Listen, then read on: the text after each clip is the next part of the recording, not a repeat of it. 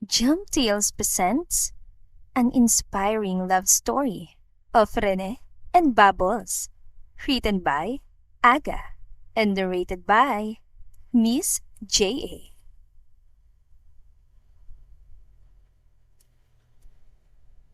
Napabalikuwas ng bangon si Bubbles del Rosario.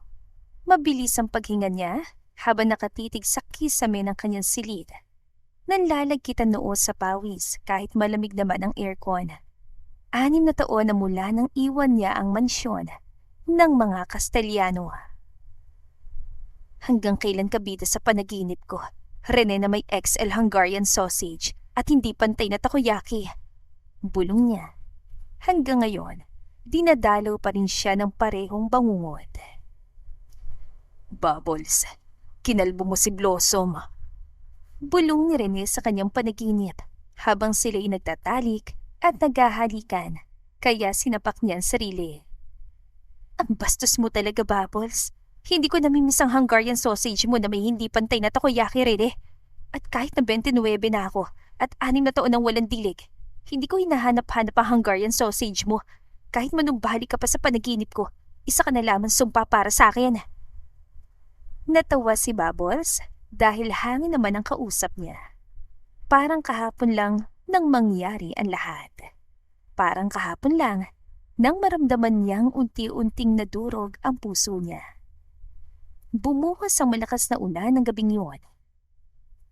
Hindi alintana ni Bubbles ang pagkabasa ng kanyang uniforme bilang maid habang nakatayo sa gitna ng bakuran ng mansyon ng mga Castellano. Bubbles, bakit ka lumabas? Tinong ni Rene dalang isang payong, halatang pag-alala sa mukha nito. Namumula ang mga matang nakatitig siya dito. Totoo ba? Napakunutan noon nito. Ano, tinutukoy mo? Halika na sa loob, magkakasakit ka. Baka makita ka pa ni Mama dito at mapagalitan ka na naman.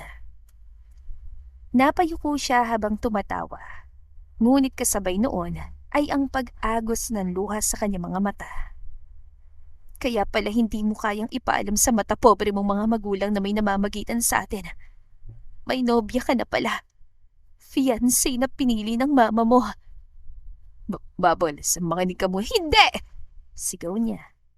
Narinig ko kayo nag-uusap ni Madam. Kailan mo ililihim sa akin na nakatakda ka magpakasal sa iba? Natigilan si Rene. Sa tagal nilang magkasama, iyon ang unang pagkakataong sumigaw siya rito. Ano ako sa'yo, Rene? Isang babaeng lampa? Clown na nagpapatawa sa'yo lahagit isang parausan sa gabi na nagpapawala ng init ng katawan mo? 3-in-1 coffee ko, Blanca! Creamiest coffee ever! Gentle on your Hungarian sausage too! Tanging tunog ng ulan ang namagitan sa kanila. Bubbles, hindi kita naiintindihan.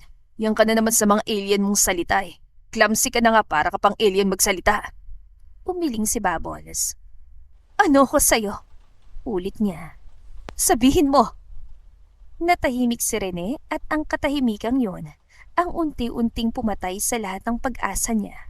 Napailing siya. Naghintay ako. Naniwala akong ipaglalaban mo ko.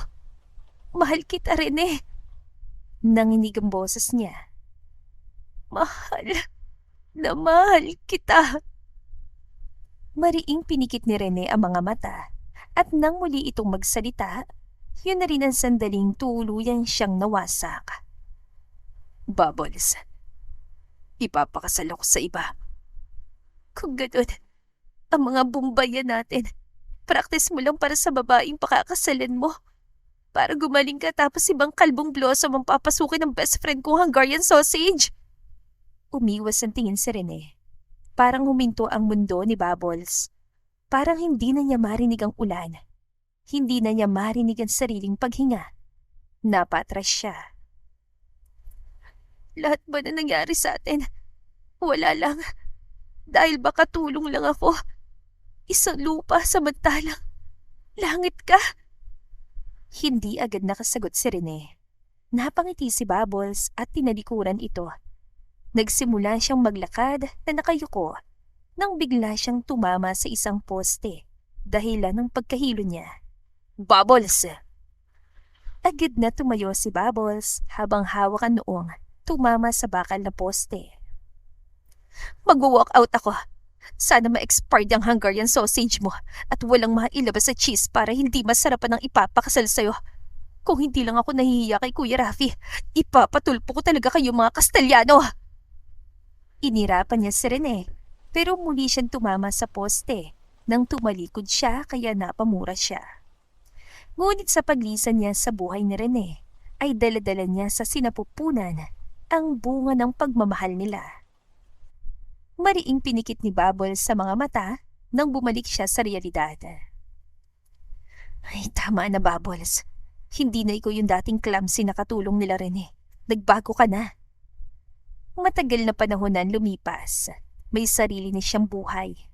May sarili na siyang mundo. At higit sa lahat, may mga dahilan na siya para hindi na muling balikan ang lalaking minsang sumira sa kanya. Sinusumpa ko, Rene Castellano. Oras na magtagpong muli ang mga landas natin. Luluhuran mo dating pinagtatawanan mo lang dahil masyadong lampa. Mommy, kausap mo na naman ang hangin. Baliw po ba kayo? Tanong ng anak niyang lalaki, kaya natawa na lamang si Bubbles.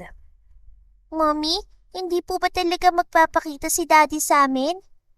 Tanong naman ng babae niyang anak. Ngumiti ng mapait si Bubbles at nagsinungaling.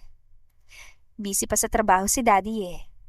Sana wala na lang siyang work. Sana hindi na lang siya si Santa Claus. Bulong ng anak na babae.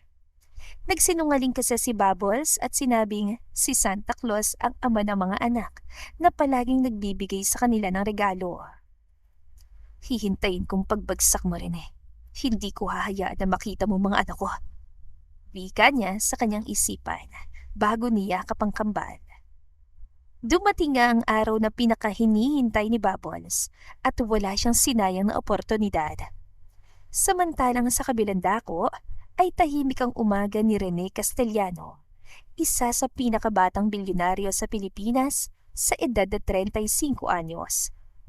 Tahimik ang buong conference room habang isa-isang ipinapakita ang mga pangalan ng pinakamalalaking kumpanyang dadalo sa bidding. Sir Rene, dumating na po ang bagong investor at supplier ng materyales. Bulong ng sekretarya niyang si Marco. Siguraduhin mo lang na worth it ang mga ito ah.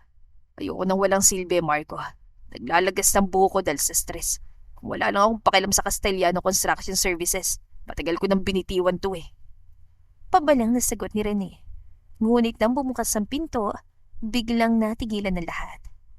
Pumasok ang isang babae na nakasuot ng mamahaling puting suit. Nakataas sa noo nito habang kumpiyansang naglalakad. Good morning, Miss Del Rosario. Bati ni Marco. Samantalang nanlaki ang mga mata ni Rene, hindi siya maaaring magkamali. Bubbles?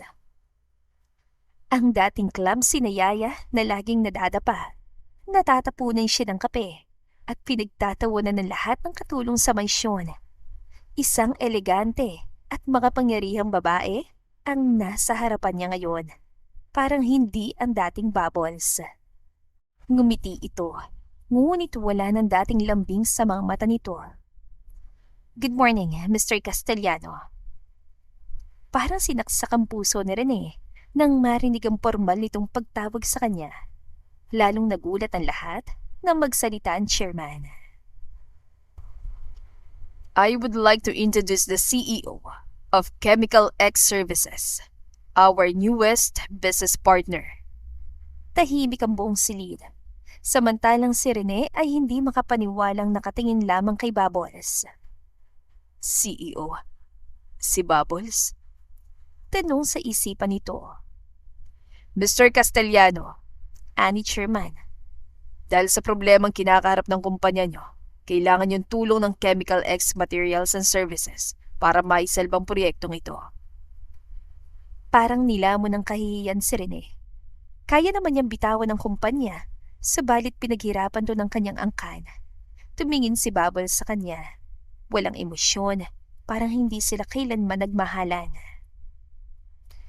Let's talk about business, Mr. Castellano. Doon unang naramdaman ni Rene ang sakit ng pagkawala. Sure, Miss Del Rosario. Let's talk about business. Kinahapunan, matapos ang pag-uusap nila, ay nasa gitna siya ng malawak na parke. Nakaupo sa isang bench sa ilalim ng malaking puno upang makalanghap ng sariwang hangin. May hawak siyang isang large box ng bagong biling takoyaki. Finally, walang stress.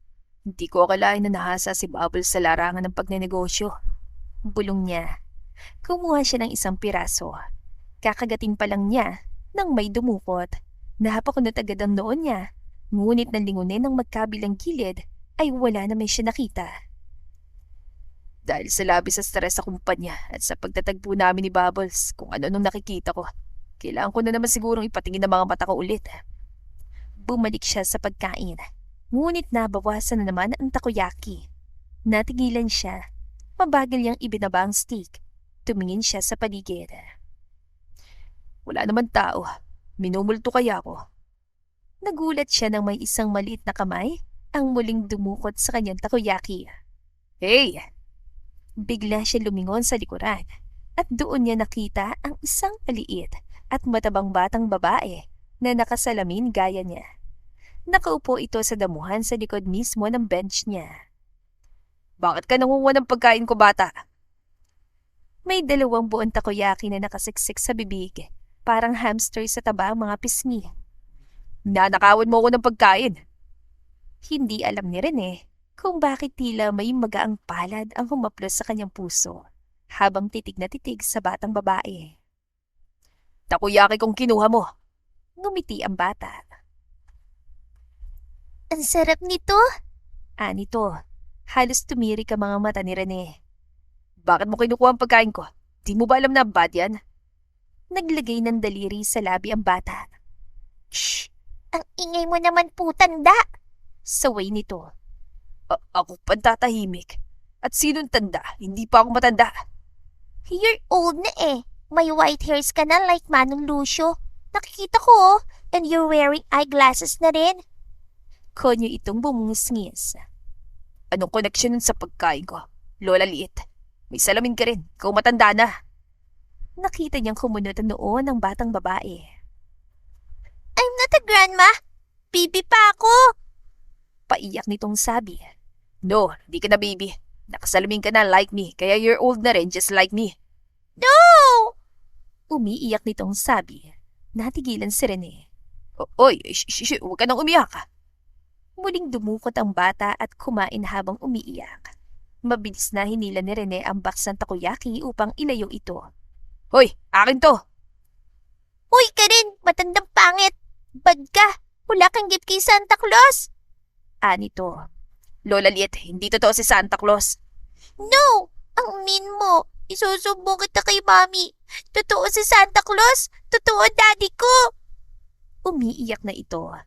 Napahawak si Rene sa sentido. Si Santa Claus ang daddy mo? Yes! Mayabang nitong sagot. Kaya palang taba mo at may salamin din. Magkamukha kayo ni Santa Claus. Mas lalong umiyak ang batang babae. Maya-maya, may narinig silang sigaw. Buttercup! Ayan na sila! Sigaw ng batang babae na nagtatago sa likod niya. Sino? Mga monster like you. Anito. Agad itong sumiksik sa katawan niya. Halos mahulog si Rene sa bench. Takpan mo ako, matandang pangit. Saan nito? Bakit ako? Alangan pong ikaw yung magtatago. Ang laki niyo pong tae, makikita po agad kayo. Wika ng bata. May naalala si Rene. Umiling siya nang pumasok muli sa isipan si Bubbles. Bago pa makasagot si Rene, may lumapit sa kanila. Buttercup, isusumbong kita sa mami mo. Saad ng isang nani na hinahanap ang batang babae. Napakurap si Rene. Buttercup ang pangalan mo? Nagpipigil ng tawa si Rene. Magsasalita pa lang sana siya nang may batang lalaki ang tumatakbo papunta sa kanila. Natigilan si Rene. Nakikita kita! Buttercup ang taba-taba mo! Saad ng batang lalaki. Magkamukha ang dalawa. Wala lang salamin ng batang lalaki. Kuya Blue! Sigaw ni Buttercup. Bakit ka sumasama sa stranger? Tanong ni Blue pero nakapamewang na lumipat si Buttercup sa harapan ni Rene na muntik pang madapa. Itinuro mo ako matandang pangit. Pag-aakusan nito. Hindi! Sigaw niya. Traidor! Sigaw ni Buttercup pabalik. Hindi nga eh. Muling sabi ni Rene. Isusumbong kita kay mommy. Sumasama ka sa stranger. Pananakot na sabat ni Blue. Habang tinititigan niyang kambal na sina Buttercup at Blue, ay natawa siya. Parang si Bubbles nga. Buttercup, umuwi na tayo. Aya ni Blue sa kapatid. Kamukha sila ni Bubbles. Bulong ni Rene sa isipan. Naaalala ni Rene kung paano minsang nadulas ito sa hagdan habang may dalang basket. Kung paano ito sumabit sa kortina. Kung paano ito nadapa sa sarili nitong tsinelas. At kung paano siya napipilitang pigilan ang sarili niyang matawa. Wait lang, Kuya Blue. Saad ni Buttercup. Naputol ang alaala niya nang may maramdaman siyang kakaiba. Parang may gumagalaw sa tabi niya. Dahan-dahan siya lumingon at muntik na siyang ma-high blood dahil habang nagmumuni-muni siya, tahimik na naman dumudukot si Buttercup ng takoyaki. Uy, ubos ang pagkain ko! Ngumiti si Buttercup. Sharing is caring. Hindi tayo magkaano-ano! Napasimangat si Blue. Ang harsh mo naman sa kapatid ko. Marami kaming pera at si Santa Claus ang daddy namin. Babayaran kita, Mr. Stranger. Ako pang harsh at marami din akong pera, no? Tumayo si Buttercup. Pinagpag ang damit. Pagkatapos, tinuro siya. You're mean, matandang pangit. Saad ni Buttercup. Halika na nga, Kuya Blue. Hindi naman masarap ang takoyaki niya. Hindi kami friends. Napatayo rin si Rene. At sino nagsabing friend kita? At naubos mo na nga, hindi pa rin masarap yan sa lagay na yan. Dinilaan siya ni Buttercup, kaya nanlaki ang mga mata niya. Mabilis sa tumakbo ang bata.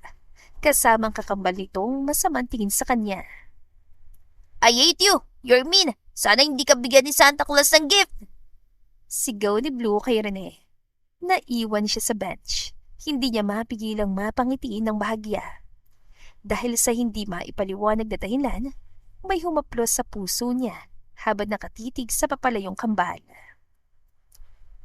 Yung pinangarap nating mga pangalan para sa anak natin. Kapangalan ng 2 batang kasing ugali mo, Bubbles. Napailing si Rene at natawa. Dapat pala, galit ako sa'yo. Iniwan mo ko. Di mo ko hinintay na magpaliwanag. Tapos babalik ka para lang ipamukha sa akin ang narating mo. Sa kabila nun, alam ko malaki rin ang kasalanan ko sa'yo.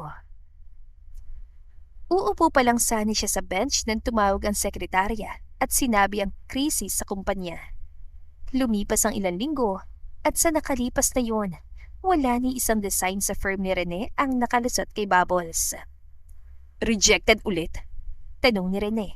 Halos mabasag ang ballpen na hawak. Namimersonal ka ba, Miss Del Rosario? Nakataas lang ang isang kilay ni Bubbles habang binabasa ang dokumento. No. Luman-luma na kasi ang mga pinasa mo. Paano ulit babangon ng Castellano? Bilyonaryo ka, di ba? Mag-hire ka na magagaling na empleyado kung gusto mong sagipin sa kontrobersya ang kumpanya mo dahil sa pagiging corrupt. 800 milyong pisong mawawala sa kumpanya kapag hindi to natuloy, Miss Del Rosario. Hindi ako corrupt. At 700 milyon ang mawawala sa kumpanya ko kapag pinayagan kong design na ito. Kikita ba tayo? Hindi! Dahil... Namilog ang mata ni Marco. Mariing pinikit ni Rene mga mata. Hindi mo man lamang binasa ang buong proposal. Nakita mo lang ang una sa plano. Rejected na agad. Binasa ko. Impossible. Sa material cost, ang laki agad. Hindi economical. Natigilan si Rene. Tumahimik ang buong conference room. Isa-isang napayukong engineers ito, kaya napahawak ito sa sentido. Okay, gets ko na. I-revise namin to as soon as possible. Good. Madali ka naman palang kausap, Mr. Castellano. Napangiti si Bubbles. Lumapas kayong lahat. Sir, hindi pa po tapos ang meeting. Ani Marco. Lumapas ka kung ayaw niyong mapagbuntunan ng galit. Agad na tumakbo palabas sa mga tauhan ni Rene. Naiwan silang dalawa sa conference room. Nagkatitigan. Parang dalawang bomba na malapit ng sumabog. Ano ba talagang problema mo, Miss De La Rosario? Best as design mo. Halata namang may problema ka sa akin. Natigilan si Bubbles. 6 na taon na lumipas. Di ka pa rin ba nakaka-move on, Miss Del Rosario? Gustong matawa ni Rene sa tanong dahil siya itong nagpapanggap na naka-move on na kay Bubbles. Huwag mo sabihin, nagagalit ka dahil nililigawan mong pagpayag ng kumpanya ko sa partnership na ito, Mr. Castellano. Galit ka pa rin sa akin samantalang ikaw nang iwan, Bubbles. Hindi ako galit at iniwan kita kasi sinaktan mo ko. Sinungaling. Hindi ako sinungaling, Mr. Castellano. Clumsy ako. Aminado ako pero hindi ako sinungaling katulad mo. Hindi pantay ang takoyaki. Tinatawag mo pa rin akong hindi pantay ang mga takoyaki. Kalbong blossom. Pinilit ni Bubbles na huwag manula sa sinabi ni Rene. Talagang dinamay pang kanyang blossom. Dahil hindi naman talaga pantay. That's normal. Hindi naman talaga pantay ang itlog. Halos mapamura si Rene. Eksaktong sandaling yun ay inabot ni Bubbles ang tasa ng kape. Ngunit dahil abala siya sa pag-iwas ang tingin kay Rene, sumabit ang manggas niya sa folder. Diretsong tumapon ng kape sa mesa. Tumahimik ang bonsilid.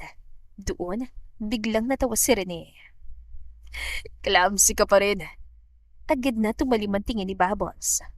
6 years. Tumatawa pa rin siya. Tapos CEO ka na.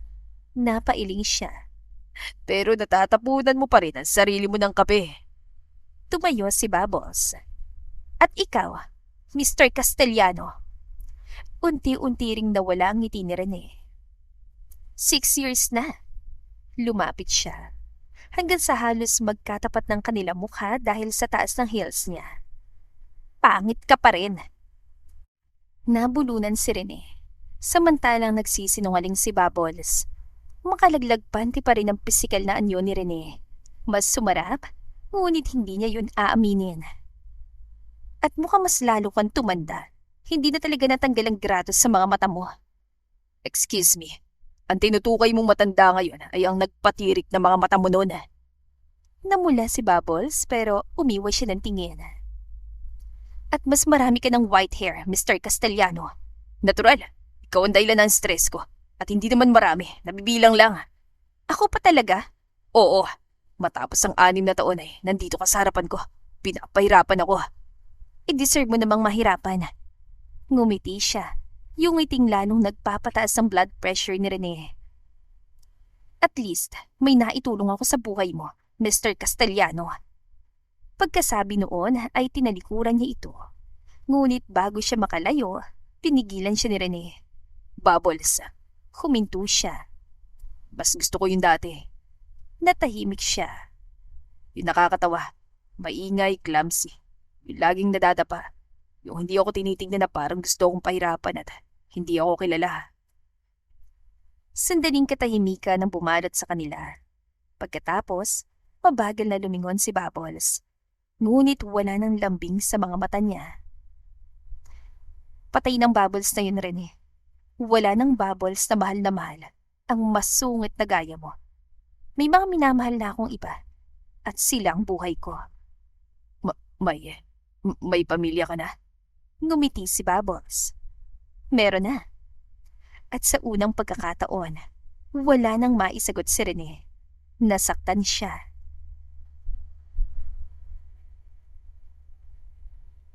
Isang linggong lumipas at hindi natapos ang bangayan nilang dalawa. Ngayon ay may natanggap siyang tsismis tungkol kay Bubbles dahil simula nang malaman niyang may pamilya na ito ay para na siyang ispy kung batsigan ito para makilala ang sinasabing napangasawa nito. Totoong may mga anak na siya? Tinong ni Rene kay Marco. Meron na, sir. Kaso nais si Miss Del Rosario na hindi mag-expose sa public ang mga bata. Kaya wala nakakakilala sa kanila.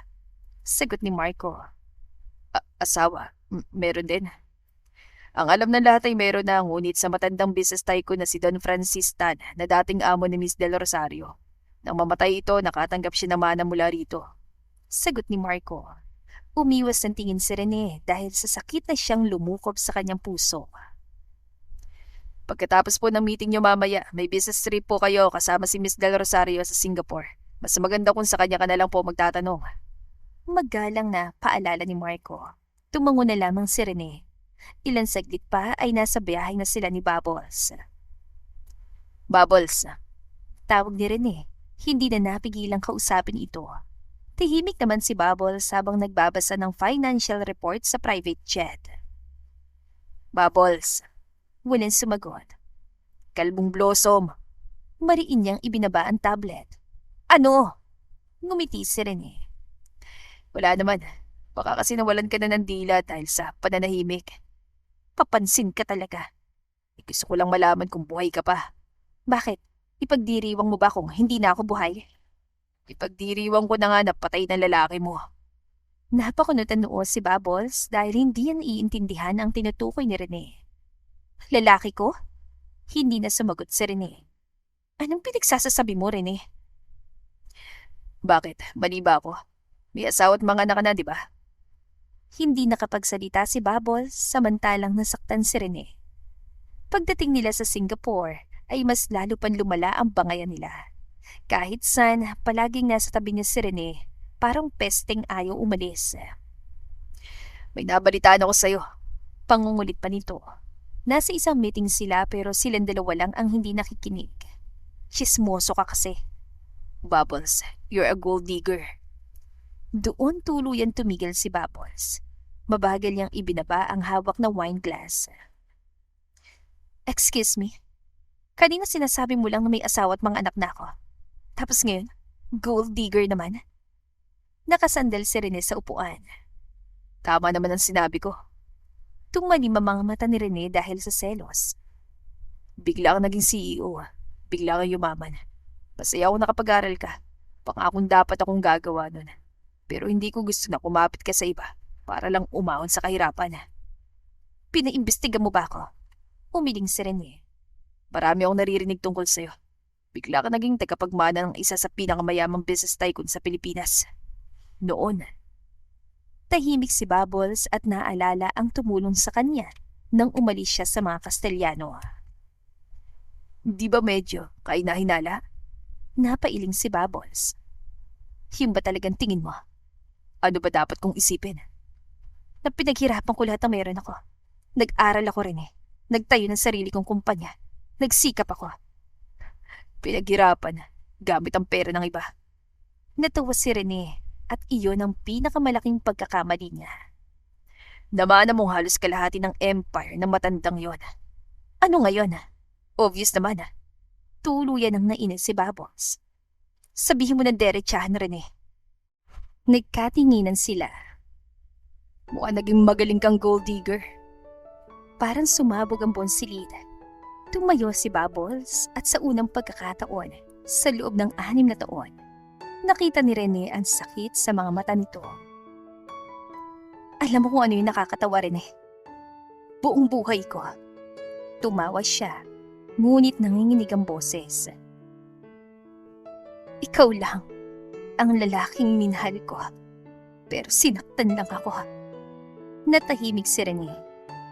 Wala kang alam at wala kang pakialam sa naging buhay ko matapos kitang iwan. Kasalanan mo yon. Tumalikod siya. Don Francis Tan adopted me. Natigilan si Rene. Hindi niya ako ginawang isa sa tagapagmana niya dahil nilanti ko siya. Mas tumalim ang boses niya. Ginawa niya yon dahil nais niya akong tulungan. Parang may humampas sa sikmura ni Rene. Isang bagay na hindi mo maiintindihan kasi marumi ka mag-isip at mababang babae ang tingin mo sa akin. Pagkatapos noon, naglakad siya palabas at naiwan si Rene hanggang sa may marinig siyang boses sa likod. Sir, napalingin siya kay Marco. May tatanong po sana ako. Ano? Nagsiselos po ba kayo? Tanong nito. Namilog ang mata ni Rene. Bakit naman ako magsiselos sa matandang patay na? Ang pangit-pangit noon. Natahimik si Marco, pero alam nitong nagsiselos si Rene. Napagtanto kasi niya na hindi rin siya galit sa tagumpay ni Bubbles. Okay lang naman magselos, sir. Ang hindi lang maganda yung magbitaw na masasakit na salita dahil lang nagsiselos ka. Wika ni Marco. Ang totoo talaga, nagsiselos talaga siya. Nasaktan mo si Miss Del Rosario. Paano kapag umatras yun sa partnership niyo? Tanong ng sekretarya. Umiwas ang tingin si Rene. Galit ako. Kasi habang tinitignan ko kung gaano siya katayog ngayon, hindi ko alam kung paano ko siya susuyuin. Paano ulit niya ako mamahalin sa kabila ng kaduwagan ko noon? Dahil sa loob ng 6 na taon, may iba lalaki nakakita sa halaga ni Bubbles. May iba lalaki naniwalang kaya niya maging higit pa sa isang katulong. May ibang lalaking pinagmamalaki siya. Samantalang ako ang lalaki nagtulak dito palayo dahil sinaktan ko siya. Sabi ko na nga ba't may nakaraan kayo eh. Hirit pa ni Marco, kaya umirap sa hangin si Rene. Bisit. Gusto kong saktan ng matanda na yun, Marco. Napahawak siya sa noo. Nagsiselos talaga ako. Sa patay? Nagpipigil ng tawang tanong nito. Tumahimik ka, Marco. Ang hirap niyo pong ipagtanggol na dalawa. Pareho po kasi kayong ayaw magpatalo ni Miss Del Rosario. Hindi ko na rin po alam kung sino yung tama sa inyo.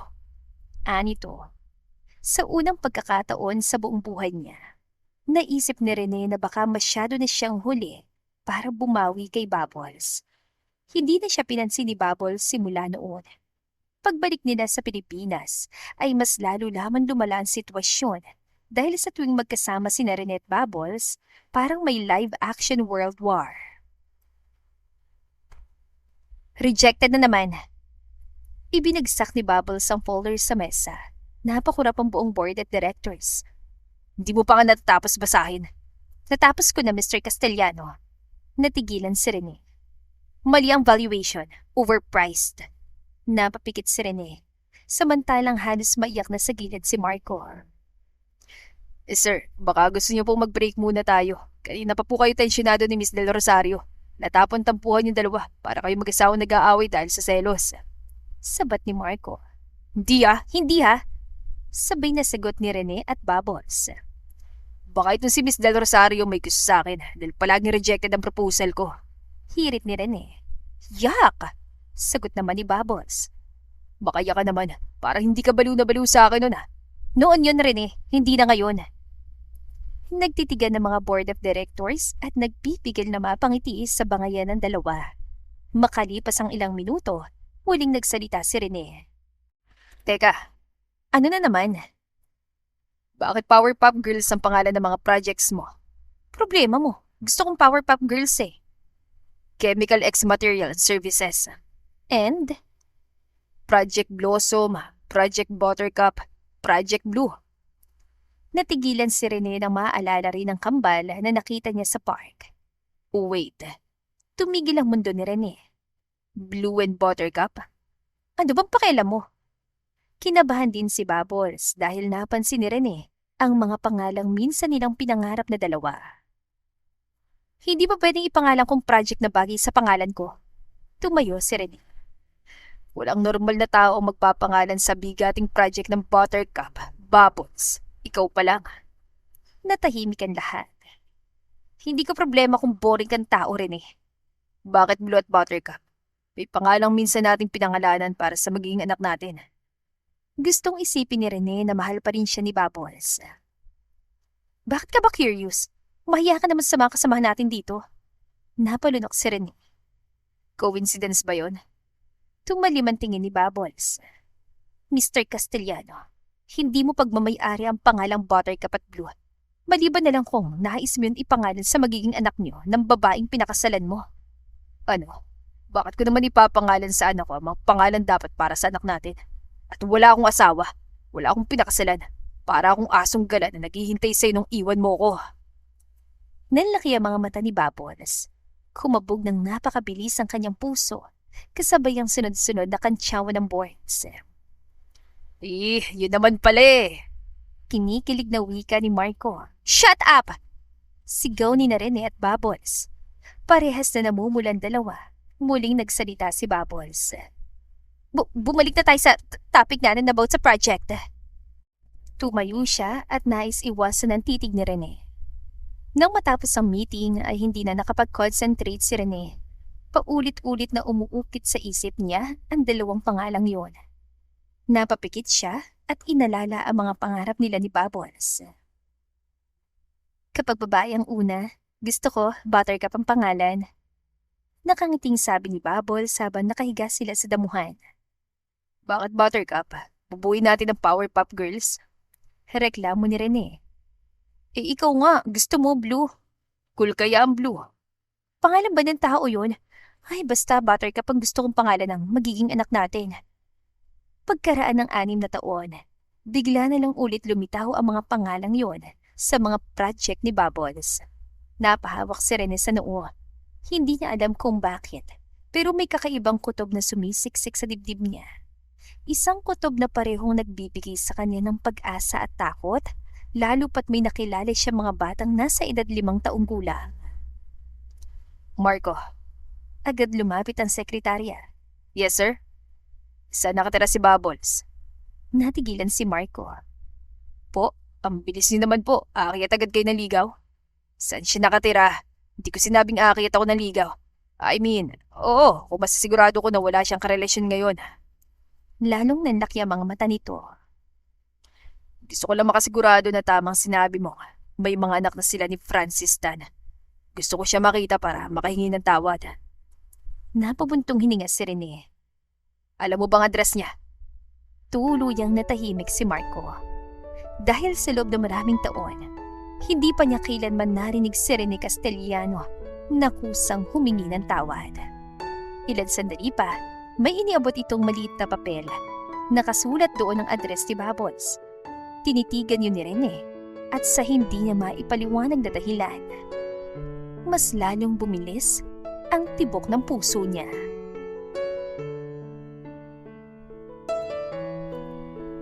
Kinabukasan, isang napakalaking bouquet ng peonies at white roses ang dumating sa bahay ni Bubbles, kasabay nitong isang maliit na card. I'm sorry, from Rene. Basa niya. Natigilan si Bubbles habang hawak yun. Mommy! Mula sa sala, ay agad na tumakbo ang dalawang bata. Flowers, may nanliligaw na naman sa'yo. Wow! Ang ganda! Ani Buttercup. Mommy, may secret admirer ka? Tanong naman ni Blue. Napangiwi si Bubbles. Wala. Boyfriend? Tanong pa ni Blue. Wala rin. Future boyfriend? Kinikilig na tanong ni Buttercup. Hindi. Ex-boyfriend? Tanong ni Blue. Doon siya natigilan at tuluyang natahimik. Hindi na alam ng dalawang bata at lalong hindi alam ni Rene ang tungkol sa kanilang kambal. Mommy, paano si Daddy kung may iba nang naliligaw sa'yo? Tanong ni Buttercup. Napakurap siya. Wala lang to. Ngunit bago pa siya makapagsalita, biglang tumunog ang doorbell. Napakunot ang noo ni Bubbles. Wala naman akong inaasahang bisita. Agad na pinagbuksan niyo ng katulong na sinabi niyang papasukin. Parang tumigil ang mundo niya nang makita si Rene. May dala pang isa pang buke at halatang kabadong-kabado. Anong ginagawa mo dito? Napalunok si Rene. Nag-aalala akong hindi mo matanggap yung unang bulaklak kaya nagdala ako ng pangalawa. Ano? Di ko rin alam kung bakit ko ginawa to. Napapikit si Bubbles. Ngunit bago pa siya makapagsalita, may dalawang maliit na boses na ang nagsalita. Mommy, siya maniligaw mo? Nanigas si Rene nang makitang kambal sa likod ni Bubbles. Tuluyang huminto ang paghinga niya. Buttercup? Blue? Samantalang namutla si Bubbles dahil alam ni Rene ang pangalan ng kambal at sa unang pagkakataon, nagtama ang mga paningin ng ama at ng mga anak. Mommy, Bulong ni Blue. ikaw? Tandang rude? Nakapamewang na tanong ni Buttercup habang nakatitig kay Rene. Bakit ka nandito? Pinagdamot mo nga ang takoyaki mo sa akin. Alam ni Bubbles na nagsisimula ng mabunyag ang lihim na itinago niya sa loob ng 6 na taon. Bakit ka nasa house ni Buttercup? Bawal ka dito. Sigaw ulit ni Buttercup. Nanatiling nakatayo si Rene Hindi niya maalis ang tingin sa kambal, samantalang si Bubbles ay halos atakihin sa kaba. Kilala niyo to? Tanong ni Bubbles sa mga anak. Yes, inaway niya kami ni Buttercup. Sagot ni Blue habang masama ang tingin kay Rene. Ha? Oy, hindi ah. Ang kapatid mo una ng away sa akin. Ninakawan pa ako ng pagkain sa parke. Kinakabahang saad ni Rene. Hindi niya maunawaan ang kirot sa kanyang puso. Mommy, sino ba tong matanda na to? Muling tanong ni Blue. Mabilis nang umiti si Bubbles. Business partner ni Mami. Pumunta na muna kayo sa kwarto niyo or mag-aral. Business partner? Napakunot ang noo ni Buttercup at hindi nakinig kay Bubbles. Bakit may dala siyang dalawang buke? OMG, para po sa akin yung isa. Nabulunan si Rene. Napatakip naman ang mukha si Bubbles. Nataranta naman si Rene at inabot ang bulaklak kay Buttercup. Okay, pati na tayo. Kinikilig na tura ni Buttercup. Mukhang hindi business partner ang dating niya. Tigdig pa ni Blue, kaya natigilan ng kakambal at nagkatinginan ang dalawa. Saka nakatingin siya sa iyo na parang may heart sa mga mata niya, Mommy. Wika ni Buttercup. Buttercup? Suway ni Bubbles. Mommy, totoo naman. And hey you, old man. Di ko aya na ligawan mong mami namin. Saad ni Blue at tinutok sa kanyang laruang espada. Patay naman ang daddy niyo. Bulong na Rene pero hindi narinig ng kambal. Umalis na muna kayo. Namumulan sigaw ni Bubbles bago tumingin kay Rene. Ano ba talaga kailangan mo, Mr. Castellano? Nagkamot ito ng ulo. Mukhang nahihirapang magsimula. Pagkatapos ay huminga ng malalim. Gustong maligaw. Natahimik ang kambal. Ano? Tanong ni Bubbles. Gusto ko taligawan, Bubbles. Gusto kong itamang pagkakamali ko nun. Parang gusto niyang batukan ng lalaki. No! Babalik pang daddy namin! Wika ni Buttercup. Napaiwas naman ang tingin si Bubbles dahil nagsinungaling siya tungkol sa ama ng mga anak niya. Ayaw namin! Sigaw ni Blue. Sa kabila ng bigat na hatid noon kay Rene, ay pinagsawalang bahala niya yun. Hindi ka nawala sa isipan ko sa nakalipas sa 6 na taon, Bubbles. Napalunok si Bubbles. Eh, pansinin mo kami! Ani Blue. Rene, Hindi ko alam kung may karapatan pa ako. maging sina Blue at Buttercup ay nakikinig na. Alam kong marami akong kasalanan at alam kong nasaktan kita. Alam kong baka huli na ako. Mas lalong bumigat ang dibdib ni Bubbles. Dahil yon ang unang pagkakataon na narinig niyang aminin ni Rene ang lahat. Ngunit hindi pa tapos ang lalaki. Kumunot ang noon ito habang nakatingin sa kambal. Pagkatapos, bumalik ang tingin kay Bubbles. Pero wala na akong pakialam. Napakurap siya. Ano? Wala akong pakialam kung may mga anak na kay Francis Tan. Natigilan siya. Wala akong pakialam. Mahal pa rin kita. Hindi nawala sa nakalipas sa panahon. Mas lalo siyang natigilan.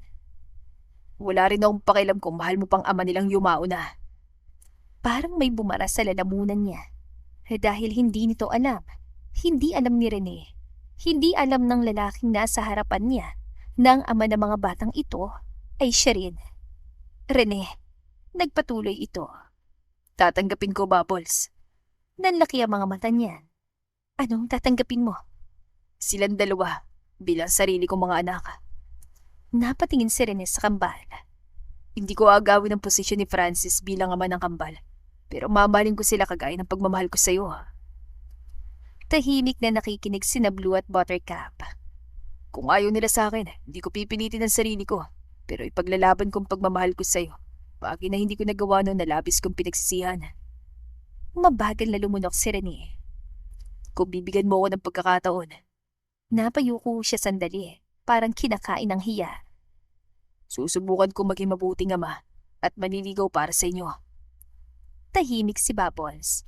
Tahimik din ang kambal. Pagkatapos ay biglang nagsalita si Buttercup. Mommy, he's crazy. Look at him. Nabigla si Rene nang ituro siya ni Buttercup na tumatawa. Sino po nagsabi na daddy po namin si Lolo Francis? Mas matanda pa po yun sa'yo eh. Tumatawang sambit ni Buttercup. Napanganga si Rene, samantalang hindi alam ni Bubbles ang sasabihin. So, gusto mo si Mommy, ha? Nakangising tanong ni Blue.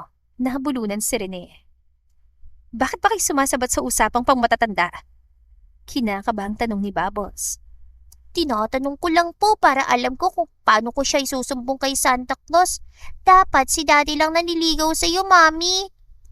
Nakangusong wika ni Buttercup. Napatikim si Rene. Hindi yung daddy si Francis Tan. Siyempre, hindi po. Lolo Francis namin yun eh. Kulang din po yatang tornilyo niyo sa utak gaya ni Mommy. Sambit ni Buttercup. Teka, Napahawak si Rene sa sentidong nanakit. lolo? Opo! Sigaw ng kambal. Kung ganun, sino ang tatay nyo? Biglang kinabahan si Rene. Samantalang si Bubbles ay gusto ng ibaon ng sarili sa lupa. Hindi magandang direksyon ng usapan. Si Santa Claus nga si Daddy nga ni. Yung po sabi ni Mommy. Malayo siya dahil nasa work siya para mabilan kami ng mga toys. Malambing na wika ni Buttercup. Buhay ang Daddy namin kaya hindi kailangan na maliligaw ni Mommy. Sabat naman ni Blue.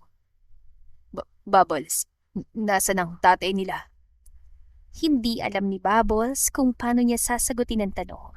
Hindi rin niya alam kung paano niya ipapaliwanag ang lahat sa lalaking nawala ng malay. Rene. Nasalo ni Bubbles si Rene samantalang nagtawa na ng kambal. Bakit ka po natutulog? Wala namang kama sa sahig. Wika ni Buttercup kaya sinanyasan niya ang nani ng kambal kaya kinuha nito ang dalawa. Samantalang tumulong naman ang ibang katulong na maihiga si Rene sa sofa. Ilan sandali pa, napabalikwas ang bangon si Rene. Anak ko ba sila? Halos malaglag ang tray na hawak ng isang katulong. Nasaan ang kambal? Napakurap si Bubbles na nakaupo sa katapat na sofa. Kumalma ka. Dapat hindi ka nalang pumunta dito eh. Paano ko kakalma? Mabilis niyang nilibot ang tingin ng living room. Parang may hinahanap. Parang natatakot na baka panaginip lang ang lahat. Nasaan si Blue at Buttercup? Nasa kwarto. Totoo sila? Napatitig si Bubbles. Ano? Totoo bang may kambal kang anak? Rene, hindi ka pa yata okay eh. Tumama yata ang ulo mo na malakas kaya parihangin na lang ang laman. Sagutin mo ko. Natahimik si Bubbles. Hindi ko maintindihan. Mabagal siyang tumingin kay Bubbles. 6 na taon. Napakagat siya sa labi. 6 na taon kitang hindi nakita. At ngayon bigla ko nalaman na may kambal kang anak. Na hindi si Francis ang ama. Mas lalong bumigat ang hangin. Nasaan ang ama nila? Nanigas si Bubbles. Bubbles. Ano bang pakailan mo ha? Paos ang boses niya. May gusto ka ba sabihin sa akin o aminin? Wala. Sinungaling. Sinungaling ka. Excuse me? 6 na taon ka nagsinungaling at nagtago. Sinubukan kitang hanapin. Hindi ako pumayag na magpakasal kasi alam ko nasaktan kita. Biglang tumayo si Bubbles. At ikaw, hindi ka nagsinungaling nun? Tumahimik si Rene. Hindi mo ba ako nasaktan, Rene? Bubbles, nung nalaman mo magpapakasal ako sa iba, kinabukasan nun tumakas ka na. Halos mabaliw ako kakahanap sa'yo. Natahimik ang buong living room. Parang bumalik ang lahat ng sakit na pilit nilang ibinoon sa nakaraan. Sabi mo sa akin ang totoo. Para saan pa? Dahil may karapatan akong malaman. Karapatan? Natawa si Bubbles pero walang saya sa tawang yun. Ngayon mo lang naisip ang karapatan? Bubbles, Nung umiiyak ako dahil hindi mo ko kayang ipaglaban.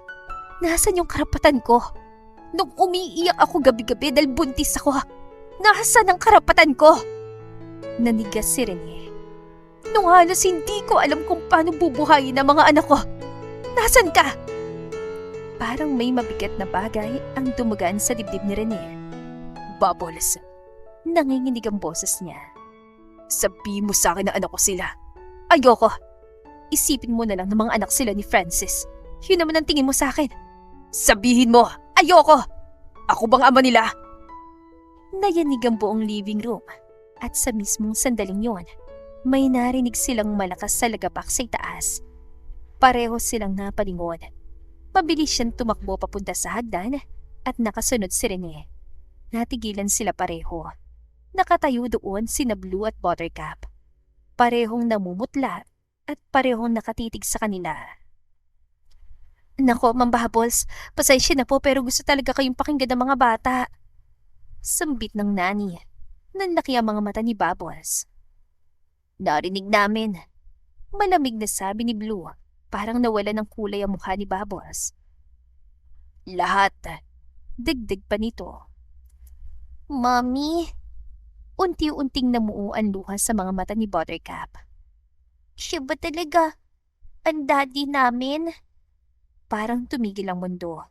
Napatakip ng bibig si Bubbles. Samantalang si Rene, hindi makahinga.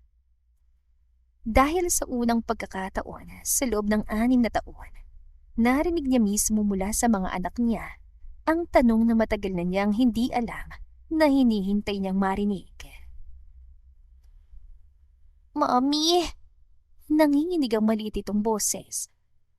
bakit mo po kami sinabihang siya si Santa Claus? Hindi naman siya mukhang si Santa Claus eh. Sa pagkakataong yun, wala nang matatakbuhan si Bubbles.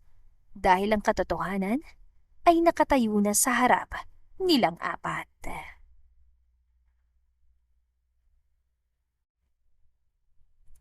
Sobrang tahimik nila. Tanging higbi ni Buttercup ang maririnig sa hallway.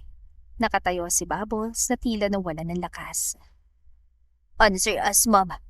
Siya ba ang daddy namin? Muling tanong ni Blue. Samantalang si Rene, hindi niya alam kung kailan siya nagsimulang umiyak. Mainit na luha ang bumagsak mula sa mga mata niya. Ako. Siguradong akong ama niyo. Alam niya. Kilala niya si Bubbles sa tuwing may tinatago. Napahawak siya sa dibdib. Ako ang daddy niyo. Hindi sumagot si Bubbles. Hindi na niya kailangan. Dahil sapat na mga mata nito, puno ng luha. Sapat ng pananahimik nito at sapat na ang 6 na taon na nawala sa buhay niya. Nanlambot ang mga tuhod ni Rene. Dahan-dahan siya lumuhod sa harapan ng kambal. Tuluyang nanlaki ang mga mata ni na Buttercup at Blue. I'm sorry. Nanginginig ang boses niya. I'm so sorry, my little ones. Napahikbi si Bubbles. Kung alam lang ni Rene, kung hindi lang siya nagpadaig sa tampo kay Bubbles, kung hindi lang siya nagpadaig sa selos, kung hindi lang siya naniwalang pinili ni Bubbles ang ibang lalaki. Matagal na sana niyang nilambing si Bubbles upang malaman ang katotohanan. Mas inuna pa niyang makipagbangayan dito. Hindi ko alam. Tuloy-tuloy ang pag-agos ng luha niya. Hindi ko alam na meron akong 2 anak. Napatingin siya kay Buttercup. Princess. You're our daddy? You're Santa Claus? Bakit hindi mo kami nakilala nun sa park? Umiiyak na tanong ni Buttercup. Halos tumabingi na salamin nito. Napatingin naman siya kay Blue. Buddy. Ngunit biglang umatras si Blue. Parang sinaksak ang puso ni Rene. Huwag mo ko tawagin yan! Hindi mo nga kami kilala ni Buttercup! May ganong klaseng tatay ba? Sigaw nito. Natahimik ang lahat. Hindi mo kami anak! Sigaw pa ni Blue. Blue, anak. Hindi! Putol sa kanya ni Blue. Nagulat maging si Buttercup. Dahil ngayon lang nila nakitang ganito kagalit si Blue. Namumula mukha nito. Namamaga ang mga mata. Hindi ka ang daddy namin! Di ba, Mami? Sabi mo, business partner mo lang to. Bakit nagsisinungaling siya? Umiiyak nitong tanong. Anak, Blue. Hindi ko alam na... Hindi! Ayoko! Sigaw ni Blue. Napapitlag si Rene. Nasaan ka nun, ha? Iniwan mo kami! Sigaw pa nito. Natahimik siya. Nasaan ka ng mga birthday namin? Malapit na naman ang kaarawan namin. Saka ka lang magpapakita. Bakit hindi mo kami nakilala dun sa park? Umiiyak na tanong nito. Wala siyang maisagot. Nasaan ka nung unang araw namin sa school? Mas lalong nanikip ang dibdib niya. Nasaan ka nung nilalagnat si Buttercup at buong gabi siyang binantayan ni Mami? Tuluyang napaluko si Rene. Anak, Blue, tama na. Umiiyak na pakiusap ni Bubbles. Nasaan ka nung umiiyak si Mami kapag akala niya tulog na kami? Pagpapatuloy ni Blue, namutla si Bubbles. Nasaan ka? Sigaw nito. Kung gano'n na mga regalo sinasabi ni Mami na galing sa'yo, hindi na to nagmula sa'yo kasi hindi mo kami kilala. Sigaw ng bata. Bawat tanong ni Blue, parang kutsilyong paulit-ulit na tumatama sa puso ni Rene. Wala ako sa lahat ng binanggit mo, Blue. Lahat hindi ko alam at kasalanan ko yun. Oo, kasalanan mo po. Agad itong sagot. Kasalanan mo! Napatakip ng bibig si Bubbles. Hindi niya akalaing ganito kalalim at sama ng loob ng anak. Tama ka, Blue. Kasalanan ko. Hindi mo kami kilala. Ani Blue. Oo. Hindi mo alam ang paborito namin pagkain. Dagdag nito, tumango si Rene. Hindi mo alam ang birthday wish namin kada taon. Hindi mo alam kahit ano tungkol sa amin. Ani Blue. Sunod-sunod ang pagtango ni Rene. At habang buhay kong pagsisisihan yon. Lumakas ang hikbi ni Buttercup. Kuya, stop it. Bulong ni Buttercup. Hindi. Lumapit ito sa kapatid. Huwag kang umiyak, Buttercup. Pero siya mismo ay umiiyak na rin. Hindi natin siya kailangan. Mommy can buy us everything. Parang may dumurog sa puso ni Rene. Dahil alam niyang karapat dapat siyang marinig yun. Kung ayaw mo sa akin, Nanginginig ang boses niya. tatanggapin ko. Napatingin si Blue sa kanya. Kung galit ka sa akin, Tumango si Blue. Parang sumikip ang hangin. Ngunit ngumiti pa rin si Rene. Kahit wasak na wasak ang puso niya. alam ko, Napatulo muli ang luha ni Rene. okay lang. Hindi kita tatawaging daddy at hindi kita gusto. Pagmamatigas ni Blue. Okay lang. Nanlaki ang mga mata ni Blue. Para bang hindi nito inaasahan ang sagot. Ngunit nanatiling nakaluhod si Rene. Kahit gaano katagal, Napahikbi siya. kahit abuti ng buong buhay ko, maghihintay ako hanggang sa mapatawan niyo akong tatlo. At kahit hindi niyo ako tanggapin ngayon, mga anak ko pa rin kayo. Walang maisagot si Blue dahil sa kabila ng galit ito, nakikita nitong umiiyak ang lalaki ngayon lang nalaman na ama nila. At masakit man aminin, pareho silang nasasaktan. Babawi si Daddy. Hindi ako papayag na magkakamali na naman siya ulit. At nawawala ang mami niya sa akin sa ikalawang pagkakataon. Lalo na ako hindi papayag dahil meron na kayo. Lumipas ang halos 1 oras bago tuluyang kumalman lahat. Dinala ng nani sina Blue at Buttercup sa kanilang silid. Ayaw pa sanang umalis si Blue. Paulit-ulit itong hinihilang kamay ni Buttercup.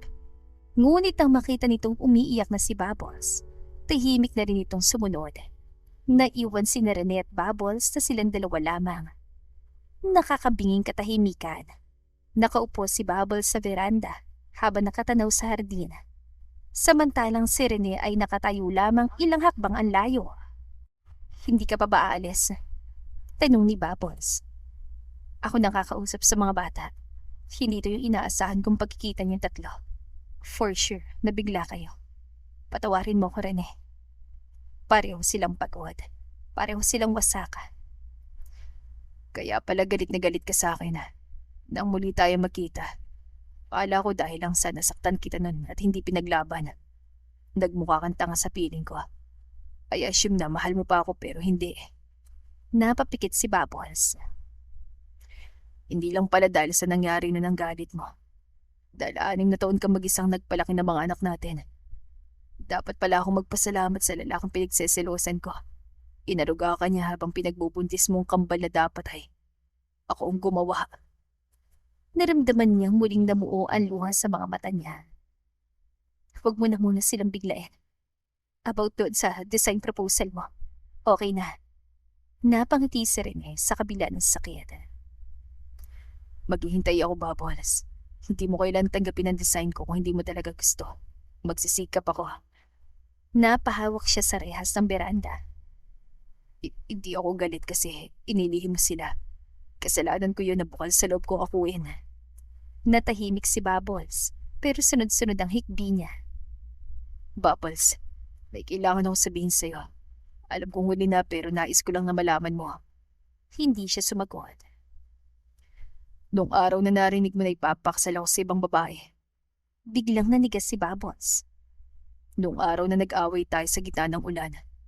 Unti-unting nanikip ang dibdib niya. Tama ka. Kasalanan ko. Muling tumulo ang luha ni Bubbles. Dapat ipinaglaban kita. Nanginginig ang boses ito. Dapat ikaw ang pinili ko at hindi natakot sa pwedeng gawin ni Mami sa'yo. Napapikit si Rene. Parang bumalik lahat ng alaala. Pagkatapos natin mag-away, Mabagal siyang huminga. umatras ako sa gusto nilang kasala. Tuluyang nanigas si Bubbles. Kinabukasan, Napalingon siya kay Rene. umatras ako. Parang huminto ang paghinga ni Bubbles. Nakipag-away ako sa mga magulang ko. Nanginginig na ngayon ang mga kamay ni Bubbles. Sinabi kong hindi ko pakakasalan si Cassandra kasi may mahal na akong iba. At ikaw yun. Unti-unting bumagsak ang mga luha niya. Ipinaglaban kita at hindi ko yung pinagsisihan. At least, bago sila namatay, malakas ang loob ko sinabi ang tunay ko nararamdaman na walang takot. Napahawak siya sa bibig. At sinabi kong wala akong pakialam kahit patuloy nila ang lahat ng suporta nila sa akin. Hindi totoo yan. Nung pinaglaban na kita, ikaw naman ang nawala na parang bula. Tuluyang napahikbi si Rene. Pagpunta ko sa apartment mo, para suyuin kita, Napatawa siya na mapait. wala ka na. Hinanap kita. Nagtatampo pa ako sa'yo nun. Kalamsi ka na nga, matampuin pa. Handa na ako ipagkalandakan sa mundo na ikaw yung nais kong pakasalan eh. Natawa si Rene. Ngunit 6 na taon, hindi kita mahanap. Nung nag-cross ang landas natin, nais kong magtampo sa'yo pero pinahirapan mo ako at hinayaan kita. Dahil alam ko nasaktan kita nun. Mas lalong bumigat ang hangin. Nung una kita makita ulit, napansin ko agad. Naparusahan mo ako. Napakurap siya. Lahat ng report na dapat madali pinapahirapan mo. Lahat ng meeting pinapara mo ako. Napaiwas siya ng tingin. Kapag may chance kang pahirapan ako, Ngumiti si Rene. ginagawa mo. Napahigpit ang pagkakahawak ni Bubbles sa upuan. At alam mo ba, nagre-reklamo ako kasi nais kong magpapansin sa'yo. Dahil ako yung hindi naka-move on. Kaya kumalat na may nakaraan tayo sa office. Ay dahil sa akin na naging chismoso upang malaman kung ano ng buhay mo ngayon. Ganun ako kapapansin. Napatingin siya dito. Tumulo ang panibagong luha ni Bubbles. Kung gusto mong pahirapan ako sa trabaho, Napakiti si Rene. go ahead. Kung gusto mong pahirapan ako habang buhay, go ahead. Nanginginig ang boses niya. Pero huwag mo nang ipagkait sa akin ang pagkakataong maging ama nila. Tuluyang napahikbi si Bubbles. At huwag mo nang ipagkait sa akin ang pagkakataong mahalin ka ng tama ngayon. Hanggang sa unti-unting bumagsak ang mga balikat ni Bubbles. Hindi ko hinihingi ang pagpapatawad mo agad. Pero hinihingi ko lang ang pagkakataon para makabawi sa inyo, Bubbles. Hinawakan ni Rene ang pisngi ni Bubbles. Dahilan kung bakit siya nagulat. Lalo na nang pilit itong inalis ang luha sa mga mata niya. Tahan na, may clumsy maid. Paganda ka. Liligawan ka ng business partner mo. Paano ang mga bata? Ayaw nila sa'yo. Siyempre, liligawan ko rin sila. Ngumiti si Rene. At kahit ayaw niyang umalis ay kailangan. Ipaglalaban niyang kanyang pamilya. Kailangan niyang gumawa ng plano upang makabawi sa mga ito. Lumipas ang ilang linggo at walang pinalampas si Rene. Araw-araw siyang sumusulpot sa bahay ni Bubbles pagkatapos ng kanilang trabaho. May dalang bulaklak para kay Bubbles at may dalang kung ano-anong kalokohan para sa kambal. Ngunit hindi pa rin siya pinapatawad ni Blue. Bakit nandito ka na naman? Tanong ni Blue. Siyempre, para lambingin kayo. Biro ni Rene. Huwag mo kaming sunduin sa school ulit kagaya ng ginawa mo kahapon. Inasasaad nito. Okay, hindi ko na ulitin. At huwag mo akong bilan ng pagkain. Dagdag nito samantalang tahimik lamang si Buttercup na titig sa kanya. Nako, magkakaroon tayo ng problema dyan. Si mami mo kasi malakas kumain kaya gusto kong busugin lagi. Pagkatapos ay tahimik na inilapag ni Rene ang paboritong takoyaki nito sa mesa. Pasimpleng umalis si Rene. Makalipas ang ilang minuto, wala ng takoyaki at sa kabilang banda, si Buttercup naman ay unti-unting umaamon sa kanya. Santa Daddy, Nahihiyang sa dito. thank you po sa takoyaki. Kung ayaw ni Kuya Blue, sa akin na lang yung mga foods na dadalhin mo. Bagay na halos ikamatay ni Rene sa sobrang saya. Samantalang si Bubbles, sa bawat araw na lumilipas, unti-unti ring bumibigay ang matagal nang itinayong pader sa paligid ng puso niya. You're welcome, Princess Buttercup. Nagtuloy-tuloy si Rene sa panunuyo. Monday morning, eksaktong 8:00. Pagkabukas pa lamang ng elevator, natigilan si Bubbles. Dahil naroon si Rene. Nakatayo sa harap ng kanyang opisina. May hawak na isang paper bag at isang malita sunflower. Ano na naman yan? Ngumiti si Rene. Breakfast. Hindi kita sinabihan na bilhan mo ko. Kalat na kalat na dyan sa labas na nililigawan mo ko. Hindi ka ba nahihiya? Bakit naman ako mahihiya? Malibang ipagsigawan na mahal kita. Napapikit si Bubbles. Narinig niya ang pigil na tili ng mga empleyado sa malayo. Oh my God! Nakakatayo na mga buhok ang mga banat ni Sir Rene. Bagay ang love team nila. Parang gusto na niyang ibaon ang sarili sa lupa dahil sa naririnig. Nasa office tayo. Alam ko. May meeting ako. Alam ko rin. Busy ako. Kaya nga binilang kita ng breakfast. At inilapag nito ang paper bag sa mesa niya. Hindi ako gutom. Hindi pwedeng umiinom ka lang ng kape na walang laman ng tiyan. Kanina ka pa. Natigilan siya. Paano mo nalaman? 3 beses kang nag-refill. Tahimik na nakatingin si Bubbles. Samantalang si Rene ay nakangisi lamang. Kinakabahan ako kaya nakatingin ako sa'yo. Nabulunan si Bubbles. Sa likod ng glass wall, naghahampasan na ng balikat ang mga empleyado. Nang kinahapunan, may board meeting. Lahat ng executives ay naroon. Seryosong usapan. Tahimik si Bubbles habang nagpe-present. Hanggang sa may kumatok. Napalingon silang lahat at pagkabukas ng pinto, naroon ang sekretarya niya. Ma'am Bubbles, anito. Wala kasi ang kampo ni Rene na kasalukuyang abala sa ibang proyekto. Yes, may delivery po. Napakunot noon niya sa sekretarya. Paglapag ng kahon sa mesa, nakita niyang maliit na sticky note. Kanina raw galing, pabasa naman. Lunch well, soon to be Mrs. Castellano. Kumain ka. From Hungarian Sausage ni Bubbles. Basa ng sekretarya ni Bubbles. Natahimik ang buong conference room. Isa-isang napatingin ang lahat sa kanya na nais nang magpalamon sa lupa. Namatay yata ang kaluluwa niya. Lutang siya matapos ang meeting. Natawa ang buong meeting room at nang magkita sila ni Rene ng araw na yon, binato siya ni Bubbles ng folder. Lumipas sa mga araw at tuluyan ang naging pampublikong kaalaman sa buong kumpanya na ang dating istriktong CEO na si Rene Castellano ay isa ng certified baliw na baliw kay Bubbles. Kasalukuyang naglalakad si Bubbles palabas ng conference room nang may biglang lumapit na lalaking kliyente. Miss Del Rosario, yung revision sana ng design sa bahay ko baka pwede natin pag-usapan ngayong lunch. Magalang nitong tanong. Bubukas sa sanang bibig ni Bubbles nang may biglang kamay na pumulupot sa bewang niya. Natigilan silang lahat dahil si Rene yun. Babe, nahanap tayo ng mga anak natin. Papansing saad ni Rene. Napatulala si Bubbles. Mga anak? Hindi ko alam na mag-asawa kayo, Mr. Castellano. Wika ng kliyente. Actually, hindi pa. Ba't may mga anak nga kami? Mayabang na wika ni Rene. Pagkaalis ng kliyente, agad na tinanggal ni Bubbles ang kamay nito sa bewang niya.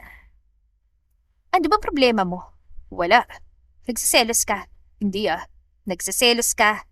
Konti. Rene? Ano? Maganda ka, single ka, syempre magsiselos ako. Ayoko mawala sa akin ang ina ng mga anak ko, no? Napailing na lamang si Bubbles habang pinipigilan ng sariling ngumiti. Ilang araw pa hindi lamang ang relasyon nila ni Rene ang gumanda, maging ang relasyon nito sa mga anak nila o mas tamang sabihin kay Buttercup dahil si Blue ay nananatiling mailap. Araw ng Sabado, kaya ischedule ni Rene ng pagdalaw. Kasalukuyang nasa kusina sina Bubbles at Rene habang gumagawa ng listahan para sa nalalapit na kaarawan ng kambal. Gusto ni Buttercup ng Princess Team at gusto naman ni Blue ng Superheroes. Paano natin pagsasamahin yun? Madali lang, princesses versus superheroes. Natawa si Bubbles. Hindi ka talaga seryoso. Powerpuff Girls na lang kaya. Kaming tatlong gaganap sa Powerpuff Girls tapos ikaw yung unggoy. Baka unggoy ka naman. Gusto kong maging memorable ang birthday nila kaya gusto kong matupad ang nais ng kambal. Tahimik na tumingin si Bubbles dito. Sa totoo lang, hindi niya inaasahan na magiging ganito si Rene. Excited at masabala pa yata kaysa sa kanya. Iraren ko na rin yung buong amusement park. Hindi na kailangan, Rene. Kailangan. Rene. First birthday nila na makakasama ko sila bilang ama nila. Natigilan si Bubbles. May lungkot sa boses ito. Ngunit bago siya makapagsalita ay narinig nila ang boses si Blue. Anong birthday? Napalingon silang dalawa. Ngumiti si Rene. Pinaplano namin na mami mong birthday nyo. Lumapit si Blue. Kasama ka? Kung papayagan kayo, gusto kong sumama. Ilan segundong katahimikan ang namagitan. Pagkatapos ay diretso nitong tinignan si Bubbles. Ayoko siya nandun, mami. Natahimik ang buong kusina. Nawala ang ngiti sa mukha ni Bubbles. Blue, nagkausap na tayo hindi ba? May mali si mami kaya hindi niyo nakasama si daddy sa paglaki. Naging komplikado ang relasyon namin noon na kinailangan na umalis si mami. Ayoko, mami. Matigas sa sabi ni Blue. Nagsimulang mamula mga mata ni Buttercup na kagagaling lamang sa sala. Kuya, please. Gusto ko nandun si Daddy Santa. Bulong ni Buttercup. Kaya naman hinaplos si Rene ang mukha ng anak na babae nang lumapit ito sa kanya. Sabi kong ayoko. Di niya alam kung paano tayo pagtawanan sa school nun, Buttercup. Malungkot na wika ni Blue. Pero si Santa, Daddy. Hindi ko siya daddy! Putol ni Blue sa kambal. Parang huminto ang oras. Nakita ni Bubbles ang mabilis sa pagpatak ng luha sa pisngi ni Buttercup. Pero Daddy natin siya. Palagi siyang humingi ng sorry at nagdadala ng takoyaki. Kahit na tinatawanan siya ni Mami at sinasabing hindi pantay ang takoyaki niya. Namula si Bubbles. Hindi, iniwan niya tayo. Saad ni Blue. Anak, ako nang iwan kay Daddy. Napahigpit ang pagkakahawak ni Bubbles sa hawak niyang papel. May karapatan itong magalit. May karapatan itong masaktan. Ngunit bago pa si Bubbles makapagsalita ulit, ay naramdaman niya ang marahang paghawak ni Rene sa kanyang kamay. Nilingon niya ito at nagulat siya. Dahil nakangiti lamang si Rene. Lumuhod dito upang pantayan si Blue. Okay, kung yan ang gusto mo. Napakunot ang noo ni Blue. Kung ayaw mo ko nandun, hindi ako pupunta. Natigilan si Bubbles. Rene, kakausapin ko si Blue. Ngunit umiling ito. Hindi mo kailangang pilitin, Bubbles. Naunawaan ko at willing ako maghintay. Tahimik na nakatingin si Blue kay Rene na nakangiti pa rin sa kabila ng sakit na nararamdaman. Alam kong galit ka sa akin at wala akong dahilan para kontrahin yan. Namuo ang luha sa mga mata ni Bubbles. Nagkamali ako, Blue. Tahimik ang bata. At kung aabuti ng 10 taon bago mo ako mapatawad, maghihintay ako. Paano kung hindi kita mapatawad? Tanong ni Blue. Ngumiti si Rene. Maghihintay pa rin ako. Natigilan si Blue. Kasi kahit galit ka sa akin, anak pa rin kita. At mahal na mahal ko kay ni Buttercup. Hindi susuko si Daddy. Napakagat ng labi si Blue. Samantalang si Buttercup, ay mabilis na yumakap kay Rene. Ako po, gusto kong invited si Santa Daddy. Gusto ko maraming takoyaki doon at Hungarian sausage kasi favorite namin yun ni Mommy. Umiling si Bubbles dahil sa inosenteng anak. Ngumiti si Rene at pinunasan ng luha nito. Salamat, Princess. Sisiguraduhin ko meron na mga hinihiling mo. Ngunit nanatiling tahimik si Blue. Makalipas ang ilang sandali, tumalikod ito. Bahala kayo. Napabuntong hininga si Bubbles. Ay, pasensya na rin ha. Hindi sana ako pinangunahan ng galit ko sa'yo. Dapat pinaliwanag ko sa mga batang sitwasyon natin noon. Ngunit agad na umiling si Rene. Huwag kang humingi ng tawad. Ginawa mo yon dahil ako yung nakapanakit, Bubbles. Naintindihan kita at mahal na mahal kita. Napatitig si Bubbles dito. Halos 6 na taon ako nawala sa buhay niya. Bahagya itong ngumiti. Maswerte na nga ako dahil pinapansin niya pa ako. Tahimik na nakatingin si Bubbles sa lalaking tanging minahal at sa unang pagkakataon, mas lalo niyang minahal si Rene. Dahil sa halip na pilitin si Blue na tanggapin siya, pinili nitong mahalin ang anak nila nang may pasensya.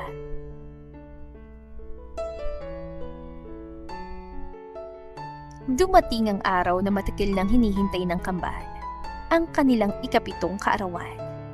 Maagang gumising ang buong bahay, puno ng dekorasyon. Hello po muli madlang listeners! Nandito pa rin po tayo sa paboritong tambayan ng may magagandang kwento, ang Jam Tale Story. Isang mabilisang kamustahan lang po. Nagustuhan niyo po ba ang ating kwento ngayon? Dumating ang araw na matagal nang hinihintay ng kambal, ang kanilang ika-7 kaarawan. Maagang gumising ang buong bahay, puno ng dekorasyon ng hardin dahil hindi natuloy ang amusement park dahil nga ayaw ni Blue. May malaking stage at may napalaking banner na may nakasulat na Happy Birthday Blue and Buttercup. Ngunit sa gitna ng kasiyahan, may isang taong nakasimangot, si Blue. Nakapamewang itong nakatingin kay Bubbles habang inaayos sa mga organizer ang venue. Mami, huwag niyo pong pilitin na pumunta siya. Namumulang sabi ni Blue. Napabuntong hininga si Bubbles. Blue, birthday ko rin naman to. Anito. Birthday din ni Buttercup at gusto niya nandito ang daddy niyo. Pero ayoko. Matigas sa saad nito. Napahawak sa noon niya si Bubbles. Paano kung mahal pa rin ni Mami si Daddy Blue? Ayaw mo din? Nalungkot si Bubbles nang yumuko si Blue. Sa kabilang gilid, biglang napaupo si Buttercup. Naghihintay na darating ang daddy nila. Ilang oras na lumipas, dumating na mga bisita. Nagsimula ng programa. Ngunit napansin na lahat ang isang bagay. Wala si Rene. Mommy, Tawag ni Buttercup sa ina. nasa si Santa Daddy? Gusto ko nandito po siya. Anito. Hindi rin niya alam pero tinotoo nga ni Rene ang hindi pagpunta. Hindi na rin ito sumasagot sa tawag niya. Hanggang sa biglang nagsigawan ng mga batang schoolmate ng kambal. Si Santa! Wow! Santa Claus kahit hindi pa Pasko! Yay! Napalingon silang lahat at halos matawa si Bubbles. Dahil palabas na ng gate, may isang malaking mascot na Santa Claus. Napakalaki, napakakapal, at halatang hirap na hirap maglakad. Si Rene talaga. Hindi nakita ni Bubbles sa mukha pero alam ng puso niya. Nakita niya rin ang mga alipore si Rene kasama si Marco na kasalukuyang reindeer. Santa Daddy! Agad na tumakbo si Buttercup na nakilalang ama kahit na hindi halatang si Rene. Napahagikik ito at agad na binuhat si Buttercup. Alam ko ikaw yan. Oh, oh, oh. Nasaan ang naughty na si Blue? Hindi mo ko maluloko, Daddy Santa. Bulong ni Buttercup. Nagtawa na ng lahat ngunit hindi si Blue. Tahimik lamang ito nakaupo. Buong maghapon, hinawa ni Rene ang lahat. Nag-host ng games, nagbigay ng regalo, nakipaglaro sa mga bata. Nagpatawa at kahit pawis na sa loob ng mascot, hindi niya yun hinubad dahil alam niyang ayaw siyang makita ni Blue. Kung Santa Claus siya, baka kahit na papano ay tanggapin siya nito. Sige na, lumapit ka na kay Daddy Santa, kay Santa Claus. Ang pabebe mo. Saad ni Buttercup kay Blue. Ayoko nga eh. Saad ni Blue. Ang arte. Pero sinabi naman sa mga kaklase natin na may daddy tayo. Pinagmalaki mo nga si Daddy Santa. Biro ni Buttercup, kaya masamang tumingin sa kanya si Blue.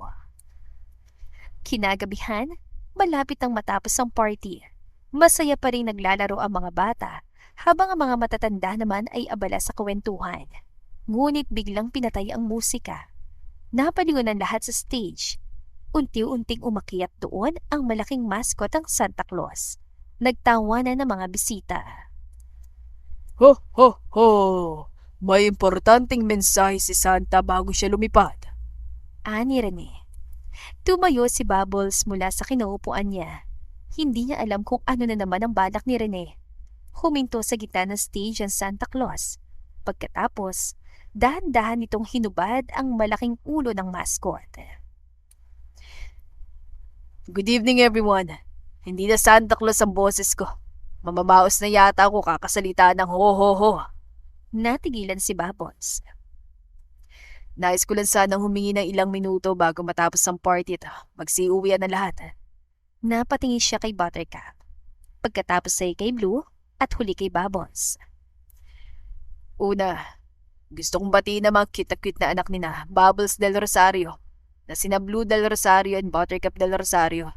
Soon, magiging Castellano na rin. Natawa si Rene.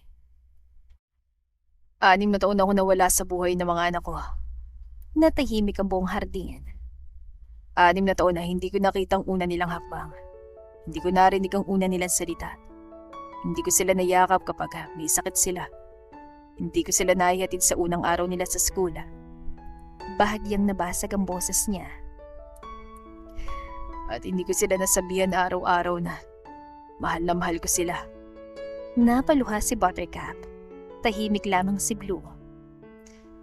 Minsan, iniisip natin na kapag mayaman tayo, kapag matagumpay tayo, sapat na yun. Pero hindi. Walang pera makakapalit sa mga panahong nawala. Napayuko si Rene. At walang sakit na mas matindi para sa isang ama na marinig mula sa sariling anak na ayaw ka nitong makita. Agad na napatingin si Blue sa kanya. Hindi ko siya sinisisi. Kung tutuusin, wala akong karapatang magreklamo. Nagkamali ako. Nasaktan ko ang babaeng pinakamamahal ko. Napahawak si Bubbles sa bibig niya. Mahal na mahal ko mami niyo. Totoo ito noon. Totoo ito ngayon. At magiging totoo yun habang nabubuhay ako. Tumulong ang luha ni Bubbles. Ngunit bilang lalaki, nagkulang ako. Nasaktan ko siya. Pinabayaan ko siya at hinayaan ko siyang harapin ang lahat ng mag-isa. Napapikit si Bubbles habang patuloy ang pag-agos sa luha niya. Naging nanay siya. Naging tatay din siya. Naging sandalan. Naging buong mundo ng mga anak namin. Napailing si Rene habang pinipigilan ng pagluha. Hindi sapat ang habang buhay para mabayaran ko lahat ng ginawa niya para kina Blue at Buttercup. Tahimik nang umiiyak na rin ang inang bisita. Tumingin si Rene sa mga batang naroon. Mga bata, kung may kaklase kayong walang mommy, walang daddy o kulang ang magulang, huwag niyo silang pagtawanan na, huwag niyo silang asarin dahil hindi nila pinili ang sitwasyon nila. Di kasalanan ng bata kung nagkamali ang matatanda. Baka kasi hanggang ngayon, inaasar niyo mga anak ko. Ayoko ipagpatuloy niyong pagtutukso sa mga batang kulang ang magulang. Napayuko si Blue. Huwag kayong maniwala na kulang sila bilang tao dahil kulang ang pamilya nila. Dahil minsan, sapat ng isang magulang na handang ibigay ang lahat. Tumingin siya kay Bubbles. At yun ang ginawa ng mami ni na Blue at Buttercup. Nagsimula ng humagulgol si Bubbles. Pagkatapos ay muli siyang tumingin kay Blue. Blue, anak ko, Halos hindi na marinig ang boses niya. alam kong galit ka pa rin sa akin. At alam kong maaring abuti na maraming taon bago mo ako mapatawad. Pero gusto kong malaman mo na hindi ako titigil. Maghihintay ako kahit gaano katagal. Dahil anak kita. At mahal na mahal kita. Tumulo na rin ang luha ni Blue. Kapag handa ka na, nandito lang si Daddy Hindi na siya aalis. Totoo na siyang si Santa Daddy. Biglang tumayo si Blue. Mabilis itong tumakbo. Daddy! Nagulat ang lahat ang tumalon si Blue at mahigpit na yumakap kay Rene habang umiiyak. Halos mawala ng hininga si Rene habang yakap-yakap ang anak. Sorry anak. Sorry po, Daddy! Umiiyak na wika ni Blue na hindi na natiis ang ama. Mahigpit siyang niyakap ni Blue. Huwag ka na pong aalis ulit Pakiusap nito. Tuluyan ang bumagsak ang luha ni Rene. Hindi na anak ko. Hindi na. Kasunod niyon ay tumakbo rin si Buttercup at yumakap sa kanilang dalawa. Sa ibaba ng stage, tuluyan ang napaiyak si Bubbles. Dahil matapos ang 6 na taon, sa wakas, buo na ulit ang pamilya nila. Hindi ba tatakbo sa akin ang bubbles ko? Namula si Bubbles at agad na lumapit upang yumakap. Nagpalakpakan ng mga bata, samantalang yumakap si Marco sa isang single mom. Nakakaiyak. Gusto ko na rin tuloy magkapamilya. Natawa si Rene dahil sa sekretarya. Buo na siya. Buo na sila. Bubbles, magpakasal na tayo. Ayoko nang patagalin pa to Ngumiti si Bubbles at binaba ang bigote nitong puti bago siya hinalikan. Naghiyawan ang mga nanay at bata.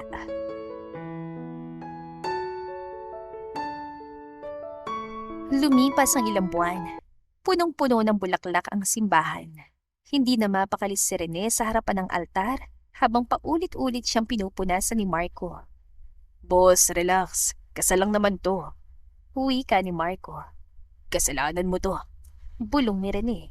Kung di ba sinabi kay Bubbles na nagmukha akong umiiyak nung proposal, di niya sana pinanood ng 100 beses ang video at sinabing ang pangit ko umiyak kaya tatakbuhan niya ako sa araw ng kasal namin. Napailing si Marco.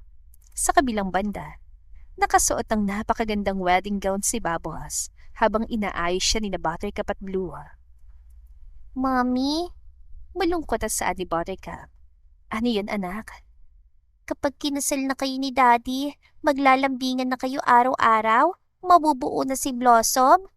Tanong ni Buttercup. Natawa si Bubbles. May blossom na sa tiyan ni Mami. Nanlaki ang mga mata ng kambal. Yay! Sigaw ng dalawa. Paano ba naman? Hindi tinantanan ni Rene ang kalbong blossom ni Bubbles noong nagkabalikan sila. Makalipas ang ilang minuto, tumugtog ng wedding march. Napalingon si Rene sa pintuan at parang tumigil ang mundo niya. Naroon si Bubbles, ang babaeng minahal niya noon, ang babaeng minahal niya hanggang ngayon, at ang babaeng mamahalin niya habang buhay. Napaluha agad si Rene. Pagdating ni Bubbles sa altar, ay agad siyang bumulong. Ang pangit mong umiyak. Okay lang. Malaki naman ang Hungarian sausage ko kaya hindi mo maiwan. Namuna si Bubbles. Nabibitin ka pa nga sa isa. Rene, nagsimula ang seremonya. Rene Castellano, tinatanggap mo ba si Bubbles del Rosario bilang iyong asawa? Tanong ng pari. Wala na bang return, refund o exchange? Nagtawa na ng buong simbahan. Opo. Tinanggap ko na siya noon pa, kahit clumsy siya. Napailing ang pari. Pagkatapos ay si Bubbles naman. Bubbles del Rosario, tinatanggap mo ba si Rene Castellano bilang iyong asawa? Huminga siya ng malalim. Sigurado po ba kayong pwede pa tong isauli kapag ayoko na? Natawa ang pari. Opo, tinatanggap ko po. Nagpalakpakan ng lahat. Pagkatapos ay oras na ng kanilang mga panata. Nauna nagsalita si Rene. Bubbles, pinapangako kong mamahalin kita sa lahat ng araw ng buhay ko. Kapag masungit ka, mamahalin kita. Kapag galit ka, mamahalin kita. Kapag hindi mo ko pinapansin, susuyuin pa rin kita. Napangiti si Bubbles. At pinapangako kong hindi na ako mawawala ulit. Dahil ikaw ang tahanan ko. Napaluha si Bubbles. Siya naman ang sumunod. Rene, pinapangako kong mamahalin kita. Kahit makulit ka, kahit sobrang clingy mo, kahit minsan parang wala ka ng ibang hobby kundi manggulo sa buhay ko. Nagtawa na ng lahat. At pinapangako ko, sasamahan kita sa lahat ng yugto ng buhay natin.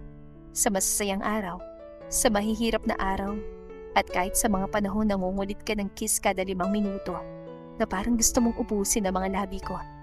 Aalagaan ni Kalbong Blossom ang Hungarian sausage mo. Muling nagtawa na ng mga bisita. Ngumiti ang pare.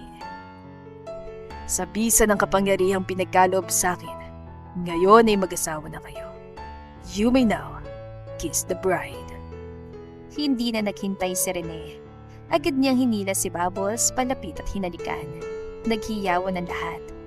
Namula si Bubbles nang kumalas sila. Samantala, nakatingin lang ang kambal.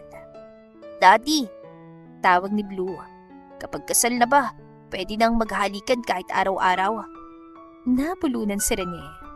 Samantalang si Bubbles ay halos matunaw sa hiya at sa gitna ng tawa na buong simbahan, nagsimula ang bago nilang buhay bilang isang tunay at buong pamilya. Napagtanto ni na Rene at Bubbles na minsan, hindi sapat ang pagmamahalang. Kailangan mo ring piliing manatili. Dahil ang mga taong mahal mo ay hindi naghihintay ng perpektong tao. Hinihintay nila ang taong hindi susuko sa kanila at hindi takot na ipaglaban sila.